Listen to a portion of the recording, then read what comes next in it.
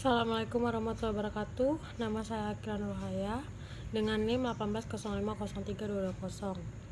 Saya mahasiswa dari S1 Akuntansi Universitas Sumatera Utara.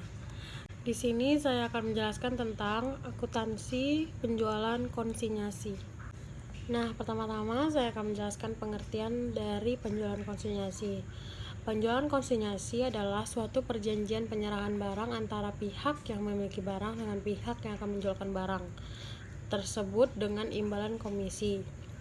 Pihak pemilik barang disebut sebagai pengamat atau konsinyor, sementara pihak penerima barang disebut komisioner atau konsinyi. Selanjutnya saya akan menjelaskan tentang ciri-ciri penjualan konsinyasi.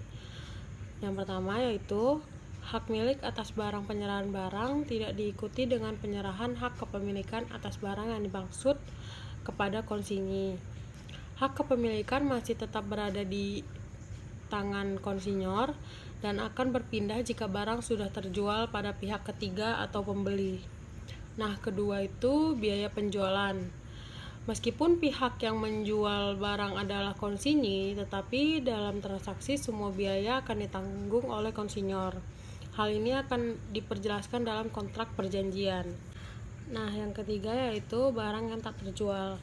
Bila barang konsinyasi belum terjual sampai waktu yang ditentukan sesuai kontrak perjanjian, maka akan dikembalikan kepada konsinyor tanpa suatu pembebanan biaya pada konsinyi. Nah, yang keempat adalah harga jual barang konsinyasi. Dalam perjanjian konsinyasi, harga jual barang sudah ditentukan terlebih dahulu oleh konsinyor dan konsinyi tidak boleh menjual barang tersebut dengan harga yang menyimpang dari perjanjian atau kontrak tersebut. Selanjutnya, manfaat penjualan konsinyasi. Yang pertama itu bagi konsinyor, daerah pemasaran menjadi lebih luas dan banyak orang yang menjadi lebih tahu tentang produk konsinyor tersebut. Nah, yang kedua itu harga jual eceran dapat dikendalikan. Selanjutnya itu bagi konsinyi terhindar dari kepemilikan barang.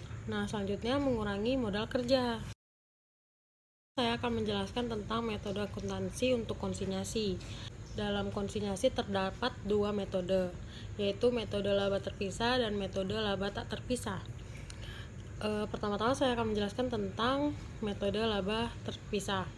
Transaksi-transaksi penjualan konsinyasi dipisahkan pencatatannya dari transaksi penjualan biasa atau reguler, sehingga laba atau rugi yang timbul akan dapat diketahui secara tersendiri.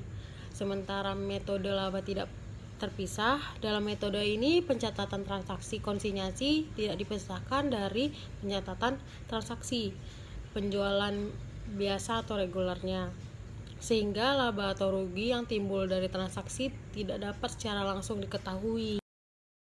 Nah, selanjutnya itu transaksi yang harus dicatat oleh konsinyor dalam metode laba terpisah. Yang pertama yaitu pengiriman barang konsinyasi, pembayaran biaya angkut, penerimaan laporan penjualan dari komisioner, penerimaan kas hasil penjualan dari komisioner. Akun barang konsinyasi didebit untuk harga pokok barang yang dikirim, biaya kirim barang, dan biaya lain yang ditanggung konsinyor. Akun barang konsinyasi dikredit untuk mencatat hasil penjualan barang konsinyasi. Sedangkan transaksi yang harus dicatat oleh komisioner dalam metode laba terpisah ialah pembayaran biaya angkut, penjualan barang komisi, pengiriman laporan penjualan ke konsinyor, pembayaran kas ke konsinyor. Akun barang komisi didebit biaya-biaya yang ditanggung komisioner, komisi yang diperoleh, pengiriman uang. Akun barang komisi dikredit untuk mencatat penjualan barang komisi. Jurnal penutup pada akhir periode dibuat untuk menutup akun barang konsinyasi dan mengakui laba rugi konsinyasi. Nah, selanjutnya saya akan menjelaskan transaksi pada metode laba tak terpisah untuk konsinyor. Semua transaksi yang berhubungan dengan penjualan konsinyasi dicatat seperti transaksi penjualan biasa, sehingga pada saat barang terjual baru dilakukan pencatatan, termasuk pencatatan harga pokok dan biaya terkait. Selanjutnya, pada saat barang dikirim pada konsinyi, konsinyor membuat catatan memorial saja. Tidak diperlukan akun khusus untuk mencatat penjualan konsinyasi. Pendapatan bagi komisioner adalah selisih harga jual dengan harga beli dari pengamat setelah dikurangi komisi. Contoh jurnal pada akuntansi penjualan konsinyasi. Yang pertama yaitu pengiriman barang. Untuk konsinyor, akunnya itu barang konsinyasi, strip kirim barang pada debit, dan persediaan pada kredit. Untuk konsinyi tidak ada jurnal, dan untuk pembayaran biaya perakitan pada konsinyor tidak ada jurnal. Pada konsinyi barang komisi pada debit, kas di kredit. Pembayaran biaya angkut pada konsinyor, biaya angkut pada debit, kas di kredit, dan di konsinyi tidak ada jurnal. Selanjutnya, barang konsinyi yang belum laku semua. Untuk metode laba terpisah, melakukan pemisahan biaya-biaya terkait dengan penjualan konsinyasi, mengkreditkan biaya yang melekat pada barang ke perkiraan konsinyasi keluar.